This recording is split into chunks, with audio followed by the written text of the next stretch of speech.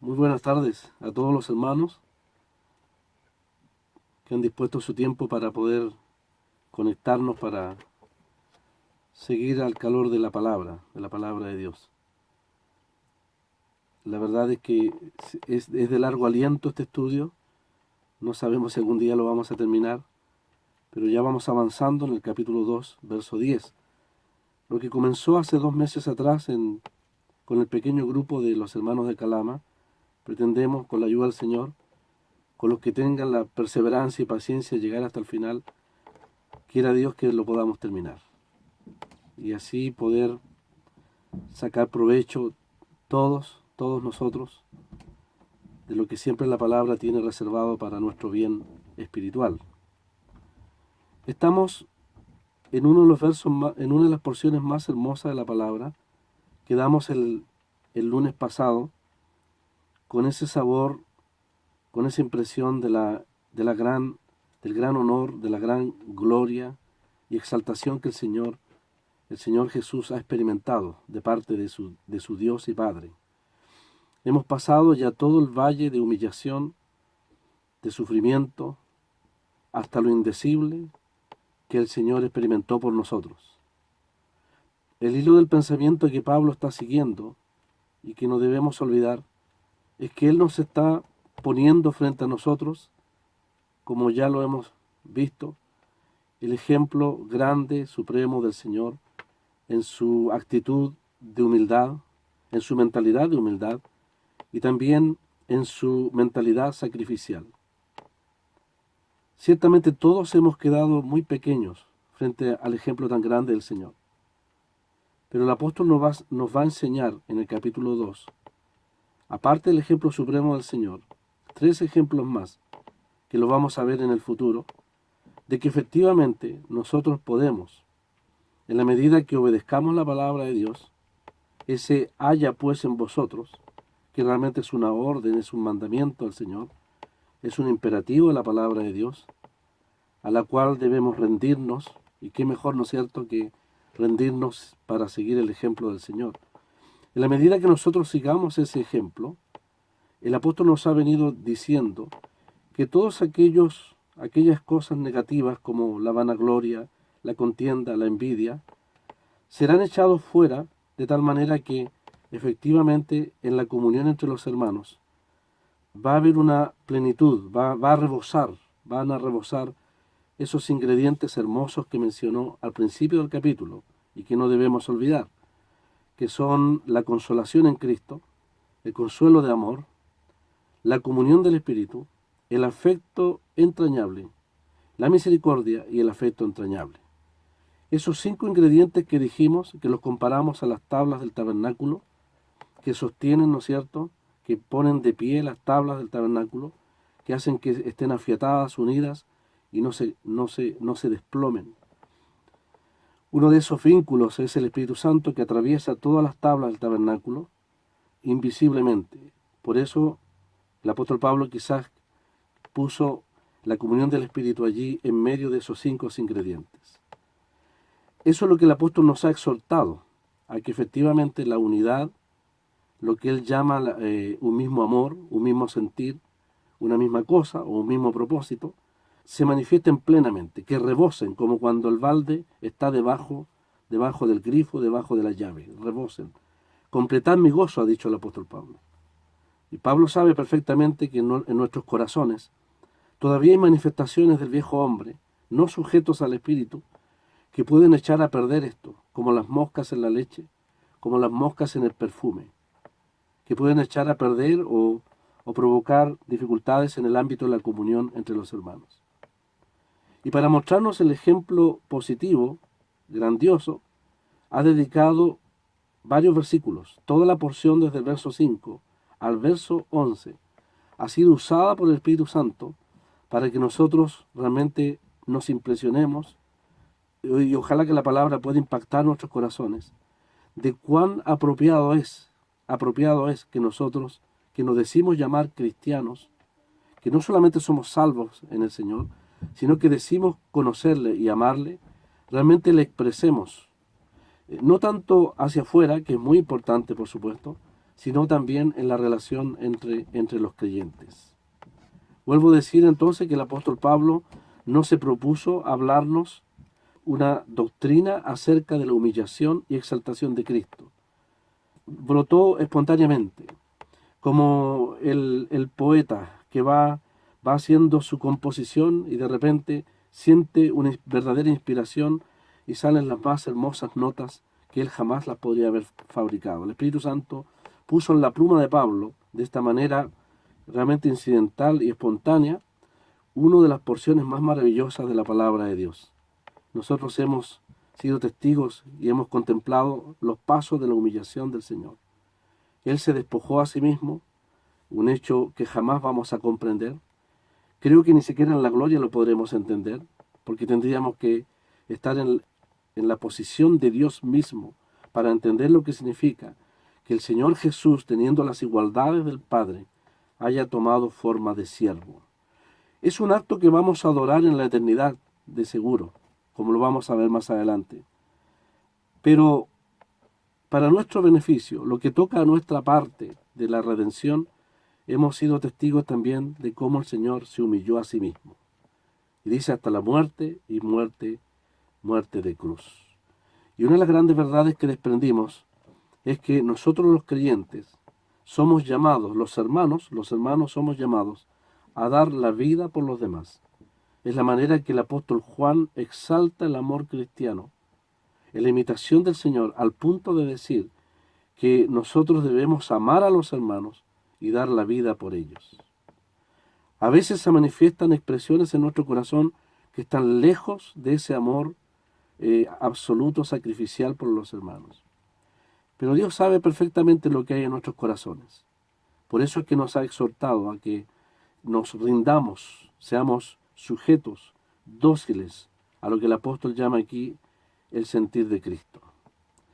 El gran tema que hemos visto también es que el Señor, Él ha hecho todos los pasos de la humillación. Pero llegó un momento, como vimos el lunes pasado, en que Dios toma el control de la escena.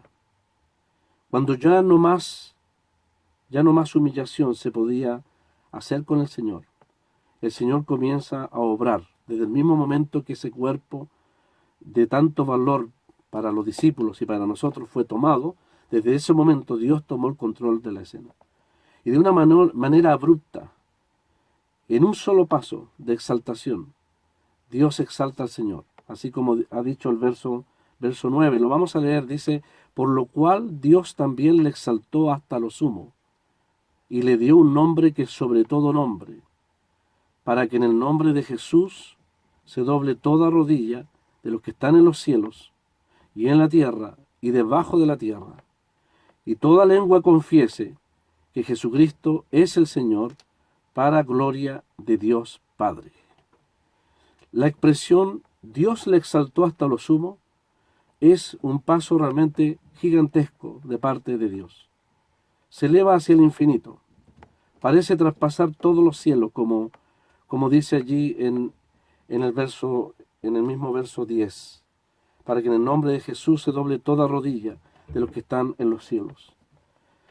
Si los pasos del Señor de su humillación fueron al parecer una etapa tras otra, y cada una agregando más y más profundo sufrimiento, cuando llega el turno de Dios el Padre para exaltar a su Hijo, lo hace en un solo y maravilloso paso, lo exalta hasta lo sumo.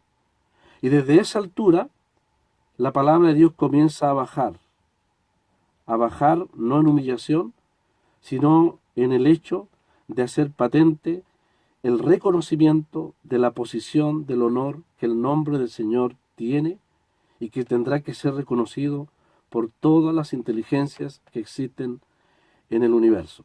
Insisto en que el Espíritu de Dios quiso hacerlo así. La exaltación del Señor es un solo acto de parte de Dios hasta lo sumo. No podemos describir esa expresión hasta lo sumo. Al parecer, lo vimos en el estudio pasado, es una nueva palabra que Pablo acuña, que no es una palabra que está fácilmente en los escritos de aquel tiempo. Es una palabra que Pablo usa para tratar de describir la grandeza de la exaltación del Señor, el nivel en que Él fue elevado por encima de todo. Dios entonces exalta a los humildes. Dios da gracia a los humildes. Dios resiste a los soberbios, hemos aprendido. La historia bíblica está llena de ejemplos. Tiene muchos ejemplos de soberbios que antes de ser quebrantados, su cerviz se endureció. Es que cuando en el corazón del hombre o del creyente se asoma el más pequeño atisbo de vanidad, de vanagloria, de orgullo, trae a la mente, me atrevo a decir, hermanos, trae a la mente de Dios el desastre que ocurrió en el principio. Nosotros debemos reflejar el carácter de Cristo, no el carácter del enemigo. Y aunque seamos hijos de Dios, podemos reflejar en nuestra carnalidad aquel carácter o aquellas expresiones que Dios tanto resiste en su palabra. Vuelvo a recordar que hay pecados, todo pecado puede ser perdonado, sin lugar a dudas. Hay pecados que ofenden la santidad de Dios, pero debemos recordar que cuando el apóstol escribe a los corintios, dentro de todos los problemas que habían en la iglesia en Corinto, dedica los 5 primeros capítulos al tema de la vanagloria, de tal manera que él tiene que concluir que el que se gloría, gloríese en el Señor. ¿Es posible gloriarse aún en el servicio del Señor? ¿Es posible gloriarse en manifestar, en exponer, en hacer alarde o gala de los dones, de las capacidades, del conocimiento, aún de los, entre comillas, éxitos en la obra del Señor? El corazón nuestro es tan susceptible al orgullo, a la vanidad, que aunque no lo exprese abiertamente, de alguna manera el corazón puede complacerse en lo que es su autoimportancia. De ahí entonces que debemos siempre examinarnos delante del Señor en todo lo que hacemos para Él o pretendemos hacer, por supuesto, para su gloria. Pablo no repara en dedicar tiempo en sus cartas y en la palabra de Dios a combatir este grave mal que puede aparecer en nuestros corazones. De tal manera entonces, hermanos, que ahora tenemos la dicha, esta maravillosa oportunidad, por la palabra, por supuesto, de poder contemplar la grandeza de la exaltación del Señor. Por una razón pedagógica, en realidad, o por tratar de poner en la mente de mis amados hermanos los pasos que se mencionan aquí, debo recordar que es un solo paso de exaltación, pero podemos dividirlo en 7 sucesos, 7 cosas que acontecen en esta porción del verso 9 al verso 11. En primer lugar, el verso 9 ha dicho, en la primera parte del texto dice, Dios le exaltó hasta lo sumo. Hasta lo sumo. Luego, en segundo lugar, vamos a ver que Dios, al exaltarle al Señor Jesús, al Señor Jesucristo, le dio un nombre que es sobre todo nombre. Y algo dijimos que ese nombre reflejaba no solamente su persona y su obra, el carácter, su persona y su obra, sino que mencionamos que ese nombre tan humillado, tan ofendido, cuando se le puso en la cruz del Calvario Jesús Nazareno, en son de burla, en son de desprecio, en son de rechazo al bendito Salvador, Dios le reivindica, toma el mismo nombre que se le puso sobre su cabeza en la cruz del Calvario, toma el mismo nombre para darle un carácter no solamente eterno, de poder, de honor y de gloria, que ningún otro nombre, carácter o persona podrá jamás experimentar en la eternidad. No es que le dio un nombre nuevo, es el mismo nombre Jesús, el dulce nombre del cual cantamos en la cena del Señor. A ese nombre, Jesús, que significa salvación, que es el recuerdo de su humillación, el Señor le dio un nombre, un carácter, una gloria, un poder, un honor que va a mencionar aquí, que es sobre todo lo que existe en el universo. Dios le reivindica absolutamente a su Hijo amado. De tal manera entonces que a su nombre se doblará toda rodilla. En cuarto lugar, los que están en los cielos le reconocerán. Los que están en la tierra, menciona el verso 10, también se doblegarán delante de él. Y los que están debajo de la tierra también serán sometidos a ese nombre. De tal manera que termina el texto de una manera hermosa cuando dice, el verso 11, y toda lengua confiese que Jesucristo es el Señor, para gloria de Dios Padre, para gloria de Dios Padre. Entonces, hermanos, cuando dice, para que en el nombre de Jesús, ahí en el verso 10, para que en el nombre de Jesús, dice el apóstol Pablo aquí, ese nombre Jesús nos habla y nos recuerda permanentemente lo que fue la vida humana del Señor, lo que Hebreos capítulo 5 dice, y Jesús en los días de su carne, recordando los días de su humillación, de su sufrimiento. Eso recuerda a Dios también los días de su humillación por todos nosotros. Es esa vida hermosa, sublime, sin igual, única en la historia humana, esa vida que se humilló, la del Señor Jesús, esa vida que amó, perdonó, salvó, que expresó gracia, que expresó misericordia, esa vida que fue no comprendida, rechazada absolutamente por la impiedad de los hombres, es el tipo de vida que Dios definitivamente va a coronar. Todos aquellos que queremos imitar al Señor debemos saber que ese es el tipo de vida que agrada a Dios. Y es el tipo de vida que Dios va a coronar, va a encomiar en aquel día para los creyentes cuando estemos delante del Señor. El mundo corona al poderoso, claramente, al que con fuerza bruta derriba a los demás. El mundo corona a los de pensamiento sabio, a los inteligentes de este mundo. Como ha dicho el apóstol Pablo, a los nobles, a los poderosos, a los sabios. Ese es el ideal del mundo, ese es el tipo que el mundo aplaude, cuyas revistas de vanagloria están llenas de menciones de aquellos que son los exitosos de este mundo. Un hombre que amasa fortunas es aplaudido por el mundo. Pero vivir una vida santa para los propósitos de Dios, como el Señor la vivió, cuando dice Pablo ahí a Timoteo, grande es el misterio de la piedad, es decir, Dios manifestado en carne. Cristo, el hombre, manifestó a Dios en carne, una vida que fue contemplada por los ángeles, pero que fue rechazada por el mundo, pero no para Dios. Dios entonces le va a honrar y le va a glorificar. Ese es el ejemplo que nosotros debemos imitar. Si nosotros compartimos en nuestro afán, en nuestro deseo de vivir de acuerdo al sentir del Señor, esa vida de humillación y de sacrificio, Dios ciertamente la honrará en aquel día. A eso el apóstol entonces está llamándonos, al sentir de Cristo.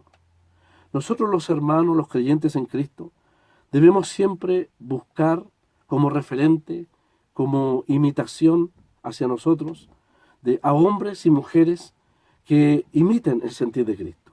Pablo decía, imitadme a mí como yo a Cristo.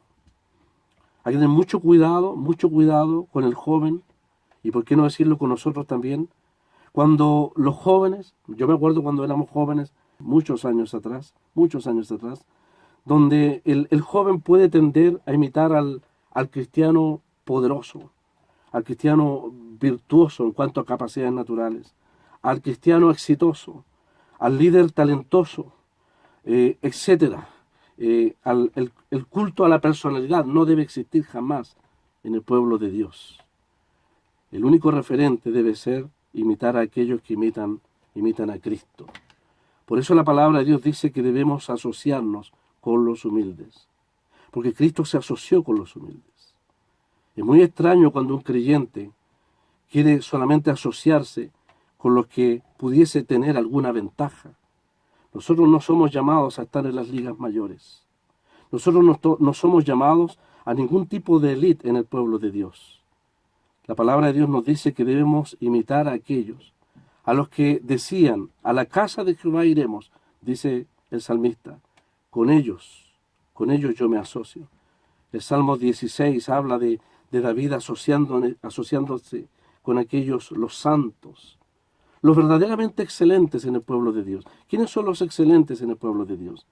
Aquellos que procuran amar, servir, honrar e imitar al Señor. El Señor nos guarde de los modelos, de los referentes que son propios del mundo y que están lejos absolutamente de los referentes que el Señor nos pone en su palabra. El Señor nos guarde de liderazgos basados en capacidades y en éxitos o en formas humanas, sino que el joven, el maduro, y por qué no decirlo también el mayor, debemos imitar a aquellos hermanos que tienen y que procuran vivir según el sentir de Cristo. Nunca un liderazgo así será de peligro para los hermanos. El apóstol Pablo nos lleva a imitarle a él, porque él imita a Cristo. Y en este mismo capítulo 2 dirá que imitemos a Timoteo, sí, un joven virtuoso en el Señor, un joven piadoso en el Señor, uno que ha procurado buscar el bien del pueblo de Dios. Y también nos llevará a imitar al mismo Epafrodito en este capítulo 2, quien estuvo dispuesto a sacrificarse por el bien de los demás. Es de tremenda importancia entonces, hermanos, con mucho cariño lo digo y con respeto también, saber que Dios sobre todas las cosas ama a aquellos que desean y anhelan vivir de acuerdo al Señor. Nosotros vamos a pasar toda la eternidad con el Señor, así que sería bueno comenzar a conocerle, no solamente como Salvador, como le conocemos, sino de una manera más íntima, y dejar que el Señor forje ese carácter, ese sentir realmente en nosotros, porque ese es el ideal de Dios para todos los creyentes. Y como ese es el ideal de Dios, el Señor va a coronar grandemente aquello en aquel día. No solamente Él revisará nuestro servicio, sino también nuestro crecimiento delante de Él, lo que hemos permitido forjar de Él, de su persona, en aquel día.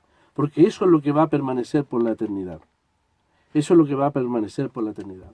No solo servicio, sino también el crecimiento, la proyección del carácter de Cristo a través de nosotros, como testimonio al mundo y también como un testimonio entre nosotros.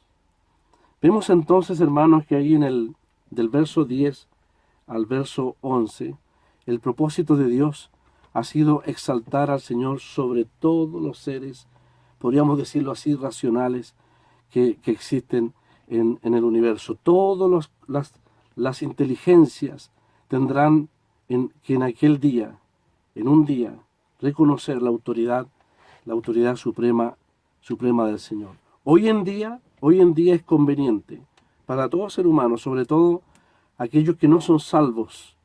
Ojalá se humillen, doblen las rodillas en arrepentimiento, en fe, por la fe en Jesucristo. Reconocer voluntariamente la autoridad del Señor como Salvador y como Señor.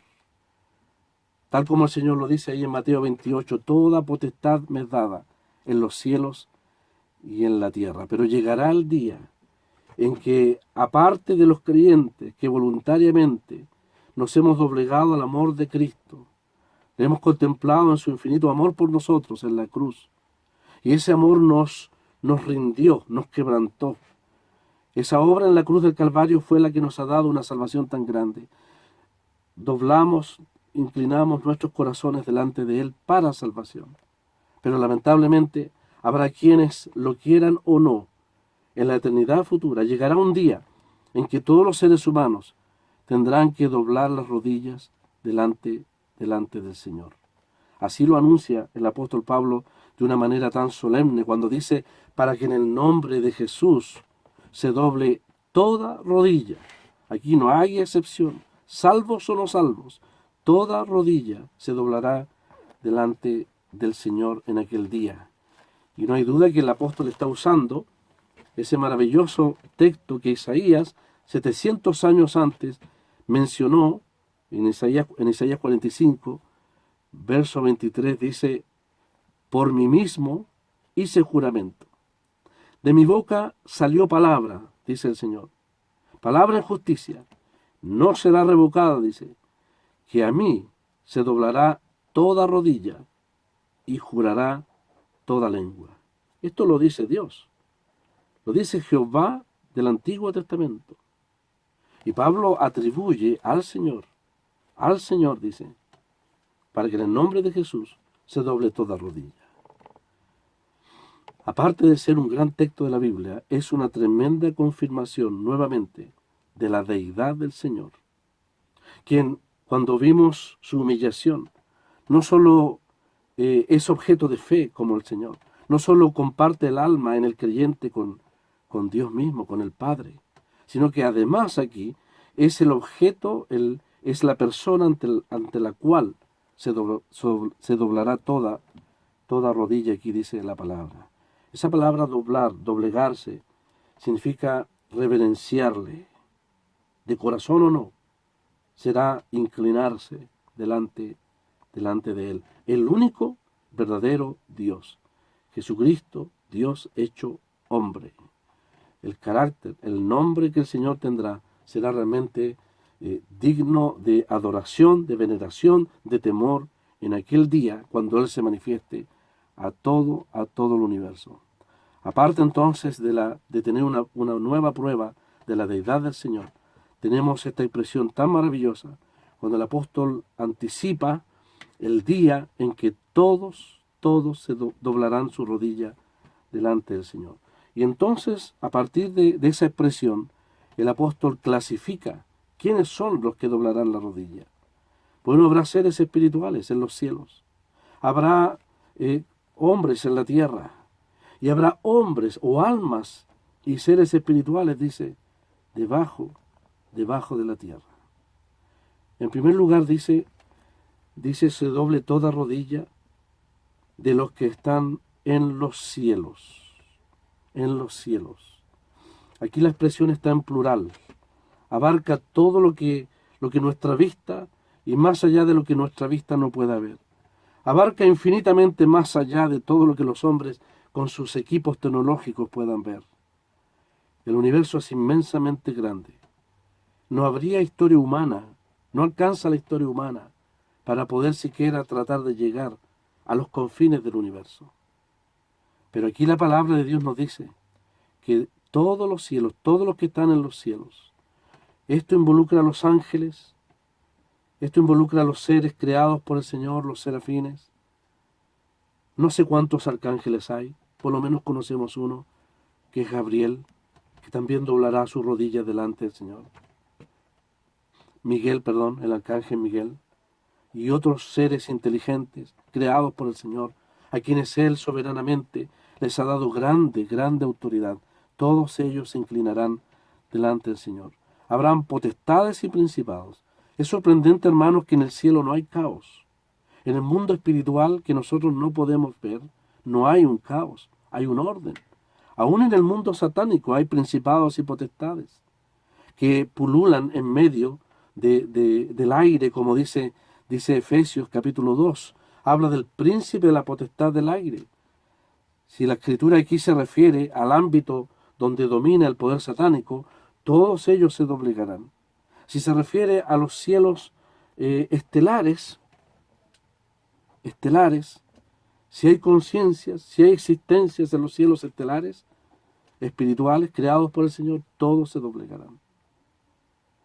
Y si se refiere al cielo de Dios, su presencia, donde están los mismos serafines, esos 4 seres vivientes que vemos en Ezequiel y que vemos también en Apocalipsis, que también representan los 4 aspectos del ministerio del Señor, esos seres vivientes se doblegan día y noche. Isaías 6 dice que ellos día y noche cantan y adoran al Señor, al trino Dios, santo, santo, santo, Jehová de los ejércitos. Toda la tierra está llena de su gloria. Y llegará el día, efectivamente, en que el Señor Jesús, el Cordero de Dios, aquel Salvador rechazado, aquel nombre despreciado, será adorado reconocido por toda la creación. Ahí en el capítulo 5 dice, y a todo lo creado que está en el cielo, y sobre la tierra y debajo de la tierra, y en el mar y todas las cosas que en ellos hay, oí decir, al que está sentado en el trono y al Cordero, sean la alabanza, la honra, la gloria, el poder, por los siglos de los siglos. Esto es lo que hemos llamado un crescendo. En Apocalipsis 5, La adoración parte ahí de los seres vivientes, luego los 24 ancianos, luego los redimidos, y parece que el coro aumenta en lo que los músicos llaman un crescendo, ¿no es cierto? Un hermoso, el más maravilloso que se escuchará en toda la eternidad. Luego los millones incontables de ángeles, y luego dice todo lo creado, todo lo creado. El Señor le dijo a los fariseos, si estos niños callan, dice, las piedras hablarían, la creación adorará. Conciencia, inteligencia o no, en la creación completa. Recordemos, hermanos, que cuando el Señor fue humillado en la cruz del Calvario, la creación protestó. Porque el que murió en la cruz del Calvario, desamparado en las horas de tinieblas, es el creador de los cielos y la tierra. Es el luto de la creación, cuando nuestro amado Salvador fue desamparado. La tierra y la creación libre del poder y la presencia del pecado cantará. Los cielos cantarán, la creación cantará, al unísono, junto con nosotros. El hermoso cántico de adoración universal al Cordero. Todos en los cielos, dice, se doblarán, se inclinarán ante el Señor. Y qué bueno que nosotros, salvados por la gracia de Dios, realmente seremos testigos de aquello. Yo me acuerdo cuando era inconverso, meses antes de conocer al Señor, por alguna razón el Señor me hizo leer, llegó un Nuevo Testamento a mi casa y leía el libro de Apocalipsis. Y veía esas multitudes de Apocalipsis 5, adorando a un cordero que no conocía. Y me quedó una profunda inquietud de quiénes serían esas multitudes y esos seres humanos que tendrían tal privilegio. Y me acuerdo que a mi propia madre le mostré esa lectura para preguntarle de qué se trataba.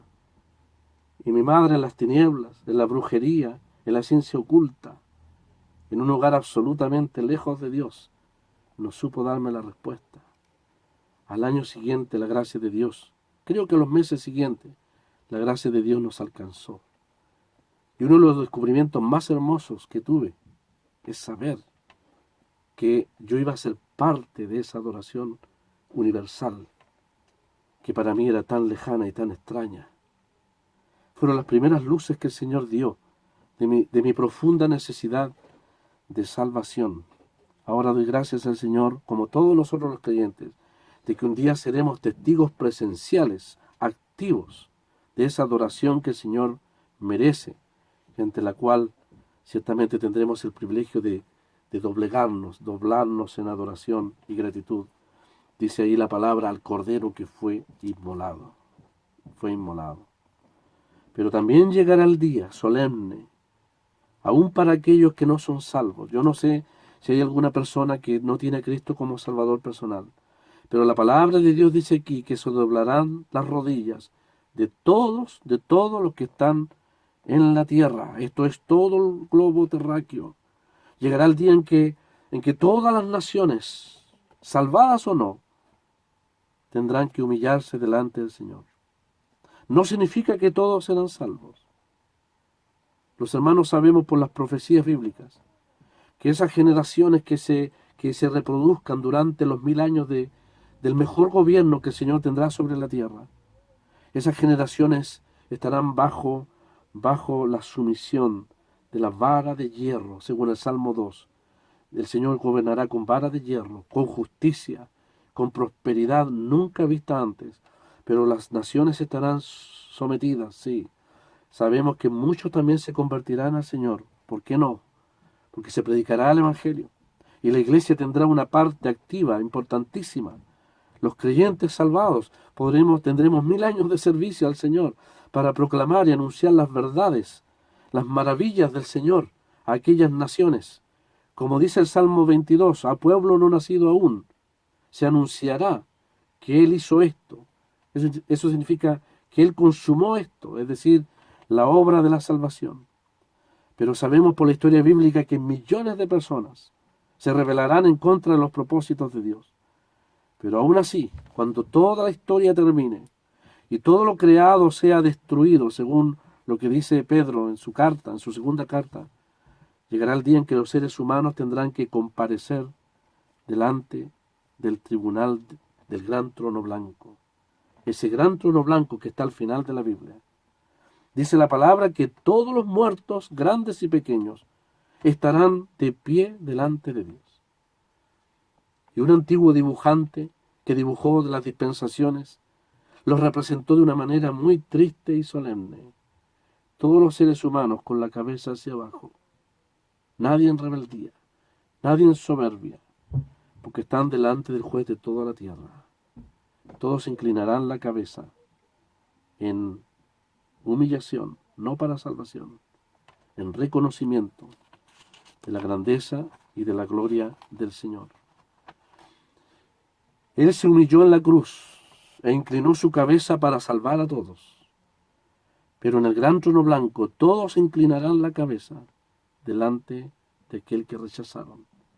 Por lo tanto, amigo, amiga, si tú no eres salvo, si tú no tienes a Cristo como Salvador personal, en palabra del apóstol Pablo te decimos, te rogamos, dice el apóstol, os rogamos en nombre de Cristo, reconciliaos con Dios, reconcíliate ahora, humíllate delante de Él, reconócele como Salvador personal, reconócete pecador delante de Él, de la majestad de su persona, la majestad de su gloria. Dios manda, dice el apóstol, a todos los hombres en todo lugar que se arrepientan. Conviene hacerlo ahora, para salvación. Porque en aquel día doblegar las rodillas bajo el poder y la majestad irresistible del Señor será demasiado tarde para las almas que se atrevan en estos momentos, en este tiempo presente, se atrevan o osen despreciar el amor del Señor. El apóstol dice, no solo los de la tierra, sino también los que están debajo de la tierra. En estos momentos, queridos amigos y hermanos, hay millones de seres humanos, como dice aquí la Escritura, debajo de la tierra. Esto significa en el Hades, en el infierno, en la antesala del grande y solemne juicio de Dios. Creo que ya sus corazones están sometidos a una terrible y profunda amargura, decepción y humillación al saber que el próximo paso será encontrarse con lo que la Biblia llama el juez de toda la tierra. Este tercer grupo que la Escritura llama aquí debajo de la tierra se puede referir no solamente a los ángeles caídos, a los demonios que están encerrados en prisiones profundas. El apóstol Pedro habla de prisiones profundas de oscuridad para ángeles que se rebelaron en aquellos tiempos en contra de Dios, que siguieron los pasos del soberbio, del orgulloso, del vanidoso, que siguieron el liderazgo de uno que estaba equivocado y que los arrastró hacia el juicio eterno. Esos, dice el apóstol Pedro, fueron puestos, por decirlo así, en la celda de más abajo, en lo que la Biblia llama, en el idioma en que fue escrito la Biblia, el tártaro, las prisiones más profundas. Porque mientras más grande es el pecado, más grande es la conciencia de ese pecado, la alevosía del pecado en contra de Dios, más profundo será el juicio y el castigo. Rechazar la gracia de Dios sabiendo la importancia de la salvación, rechazar a Jesucristo sabiendo de su amor, realmente es digno de un juicio eterno. Hemos dicho que el Señor ofrece vida eterna porque el valor de su sacrificio es eterno. Pero las consecuencias de rechazar el amor de Dios es muerte eterna, porque significa rechazar una obra de carácter eterno. Y porque, amigo, amiga, tu pecado es una ofensa a la santidad de un ser eterno. Por lo tanto, cuando la Biblia aquí nos habla de los de abajo, los que están abajo de la tierra, nos recuerda la solemne advertencia para aquellos que rechazan la gracia de Dios. Hebreos 2 dice, ¿cómo escaparemos nosotros? Y respóndelo tú mismo. ¿Cómo escaparemos nosotros? Dice, si descuidamos una salvación tan grande. Estos ángeles, si son mencionados aquí, si están incluidos aquí, que se rebelaron al principio por su orgullo y vanidad contra los propósitos de Dios, no escaparán jamás. No hay salvación para ellos. Después de la muerte, para el hombre terrenal, no hay posibilidad de salvación. Por eso la advertencia es muy seria. Dice aquí los que están debajo de la tierra, aquellos que lamentablemente pasaron ya de este mundo a la eternidad, cuyos cuerpos están ahí ya en el cementerio, los restos en los cementerios, pero tendrán esperando la resurrección de aquel día, cuando todos los seres humanos en Cristo tengan que resucitar y comparecer delante del Señor. En ese gran trono blanco estarán los millones de almas, grandes y pequeños, todos esos virtuosos, poderosos, famosos, talentosos, exitosos, que amaron más este mundo, pero que cuando escucharon el Evangelio lo rechazaron, estarán de pie ante Dios. ¿De qué servirá aquello? ¿De qué servirá todo aquello? No habrá oportunidad de volver hacia atrás. Dice la palabra que el cielo y la tierra huyeron de la presencia de Dios. No hay vuelta atrás cuando los seres humanos tengan que estar delante de aquel gran trono blanco. Eso nos lleva a nosotros los creyentes también a estremecernos en nuestros corazones frente a la tremenda responsabilidad que tenemos en cuanto al Evangelio, en cuanto a los que están perdidos. Pensar que 400.000 seres humanos ya han partido a la eternidad, muchos de ellos sin salvación. Que hace 2 meses atrás estaban llenos de planes en cuanto a lo que harían este año. Hasta nosotros mismos teníamos planes. Y todo ello se ha frustrado. Gracias al Señor, Él nos mantiene con vida. Y si nos mantiene con vida es porque tiene propósitos hacia adelante. Pero aquellos que no son salvos, no piensen en proyectos hacia el futuro, cuando se trata de la eternidad. Lo más importante es ahora reconciliarse con Dios, porque un día llegará en que aquellos que no se dobleguen ante el Cordero de Dios tendrán que hacerlo ante el león de la tribu de Judá, como dice aquí, delante del cual toda rodilla se doblará de los que están debajo de la tierra, debajo de la tierra. Y finalmente dice, y toda lengua confiese, cuán maravilloso sería, según amigo o amiga que escucha, pudiese confesar hoy mismo a Jesús, a Jesucristo, ese nombre, el nombre humillado, el hombre despreciado, el Salvador crucificado, pudiese confesarlo, reconocerlo como Salvador que tú necesitas para la salvación eterna de tu alma. Porque llegará el día en que todos tendrán que ponerse de acuerdo, todos tendrán que admitir, esa es la palabra, confesar, admitir, de corazón o no, la grandeza de aquel que aquí la Biblia llama Jesucristo el Señor. Jesucristo el Señor. Un día Faraón, siglos atrás, cuando Faraón quiso honrar a José, le puso en un carro y le llevó por todo Egipto. ¿Y cuál fue la orden? Doblad la rodilla delante de José. Y todos tuvieron que doblar la rodilla delante de José. El rey Asuero, cuando le preguntó a un hombre llamado Amán, ¿qué se hará con el varón cuya honra desea el rey? Y el mismo enemigo de los judíos, enemigo de Asuero, Mardoqueo, y de Esther, y del pueblo de Dios, le dijo, póngalo en un carro, póngale vestido del rey, y el anillo del rey, y proclame en todas las plazas y todas las calles, así se hará al varón cuya honra desea el rey. Habrá una proclamación universal de la grandeza y de la gloria y de la majestad del Señor, para salvos y no salvos. Para nosotros los salvos habrá un reconocimiento en el cielo. Para los perdidos habrá un reconocimiento en la eterna perdición. Quiera Dios que ninguno de los que están escuchando, conectados, sea el caso de tener que experimentar lo que la Biblia llama una horrenda expectación de juicio. ¿Por qué no rendirse al amor del Señor? ¿Por qué no humillarse ante su gracia? ¿Por qué no reconocer el valor de su sangre? ¿Por qué no doblar las rodillas en verdadero y sincero arrepentimiento ahora mismo para salvación? Es lo que el Señor desea de todos aquellos que no son salvos. Todos los que han negado sus derechos, hoy día, admitirán en aquel día, y lo digo con mucho respeto, por amor al que esté escuchando, tendrán que reconocer la gran insensatez, el gran error, el más grande error de sus vidas, de haber rechazado a Jesús de Nazaret como Salvador personal y de no reconocerle ahora como el Señor y Salvador de sus vidas. Dice finalmente, para gloria de Dios Padre. Aún la exaltación, la humillación del Señor fue para gloria de Dios y salvación eterna nuestra. Pero aún su propia exaltación será para gloria de Dios Padre. Qué tremendo eso. La exaltación humana se atrae el crédito a sí mismo.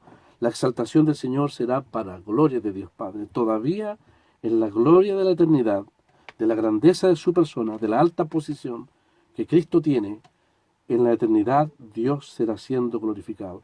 Cada vez que se honra al Hijo, cada vez que se adora al Hijo, cada vez que un alma reconoce al Hijo, y toda vez que en la eternidad los salvados eternamente le adoren, Dios será glorificado eternamente en su Hijo.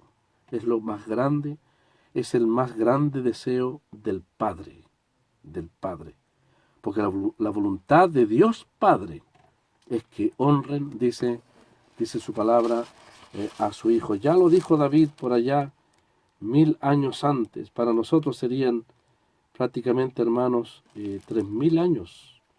3000 años atrás, que David en ese maravilloso Salmo 2 advierte a las naciones y les dice claramente, honrad al Hijo, dice. Yo he puesto mi rey sobre mi santo monte, dice el Señor. Oh reyes, sed prudentes. Servid a Jehová con temor. Honrad al Hijo. ¿Sabe qué significa la expresión honrad al Hijo? Significa besarle. Es como cuando los reyes ponían la mano y le besaban. Pero algunos dicen también que significa humillarse ante sus pies y besar sus pies. Besad al Hijo, para que no se enoje y perezcáis en el camino. El Salmo 2, que nos anticipa el reconocimiento universal del Señor, no solo en el milenio, sino en la eternidad que viene, termina diciendo, bienaventurados todos los que en Él confían. Todos los que en Él confían. Aquel a quien Dios le ha dado toda gloria. Finalmente, entonces, ¿qué podemos desprender de este hecho que se nos exhorta a reconocer el nombre del Señor? Para aquellos que no son salvos, a recibirlo como Salvador. Para nosotros, a tenerlo como el más grande ejemplo y razón de nuestra adoración y devoción. Es nuestra responsabilidad de predicar el Evangelio, predicar las virtudes y la gloria de su persona.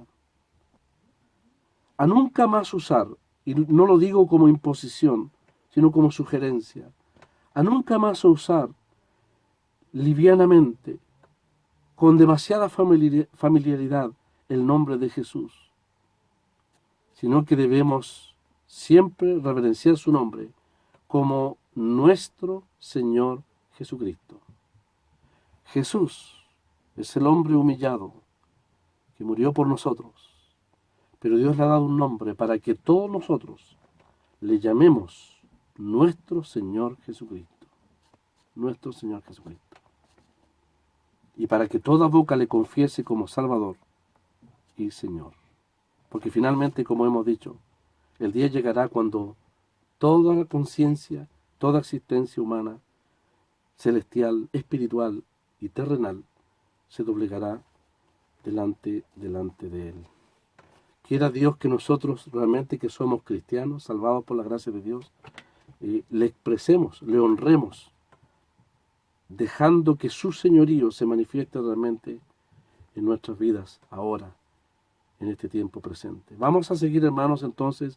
El apóstol Pablo va a cerrar aquí, ya en el verso 11, con este verdadero himno. Ha cerrado el pasaje con este verdadero himno de la humillación y de la exaltación del Señor, para volver al hilo práctico a partir del verso 12, que lo vamos a ver el día lunes, cuando dirá: por tanto, amados míos, y nos va a recordar nuestras propias realidades, cuando nos va a exhortar a partir del verso 12 en adelante, de cómo Dios está de parte nuestra para solucionar todos aquellos problemas o dificultades de comunión que tengamos entre hermanos, a fin de que efectivamente este sentir de Cristo se exprese de manera maravillosa como la gran razón de una hermosa comunión entre hermanos y de un hermoso ambiente o clima de comunión en la asamblea local.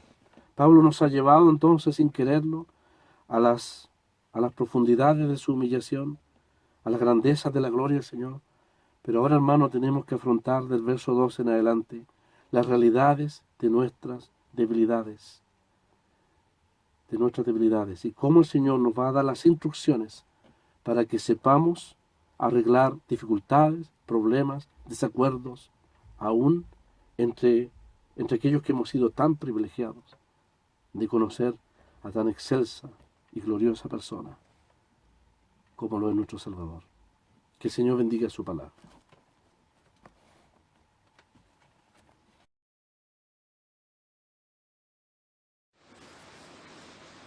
Triunfo, triunfo, cantemos la gloria del Rey poderoso, por cuya victoria quedó abolido el poder de la muerte.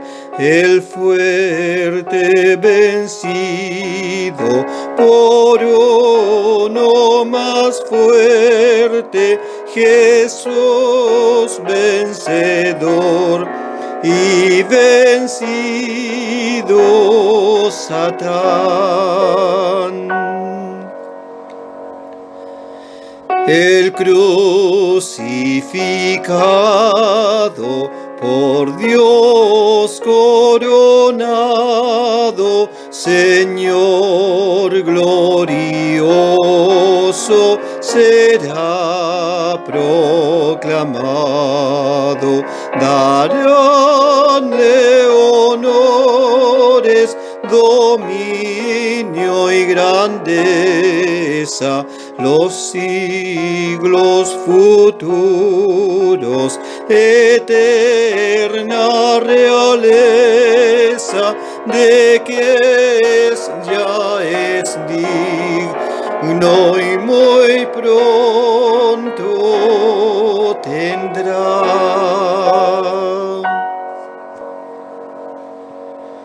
Su frente celeste, ciñendo corona, los hombres honrando su santa persona.